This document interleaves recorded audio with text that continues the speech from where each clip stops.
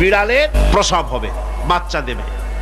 বিড়াল তখন ঘরের মধ্যে পেরেশান হয়ে ঘুরতে থাকে, একটা নিরাপদ জায়গা খোঁজে।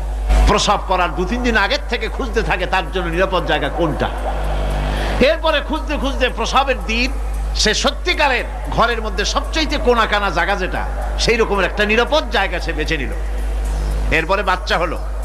বাচ্চা হওয়ার পর এই বাচ্চার উপরে কেউ যেন আক্রমণ না করে, শত্রু যেন তার জায়গাটিতে না আসে, এই জন্য বাচ্চাটার ওর তো হাত দিয়ে মায়ের মতো কোলে নিতে পারে না, সে আস্তে করে ঘাটটা কামড়ায় ধরে যাতে করে বাচ্চা ব্যথা না পায়।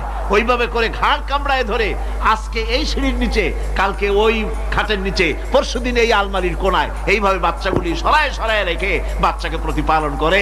এই বিড়ালের হেদায়েত দিলটা কে? যিনি দিলেন তার নাম রব, তিনি হচ্ছেন রব্বুল আলামিন। সন্তান প্রতিপালনের ব্যবস্থা শুধু দুনিয়ার মানুষকেই দেন নাই, প্রাণী জগৎকেও দিয়েছেন। সুবহানাল্লাহ।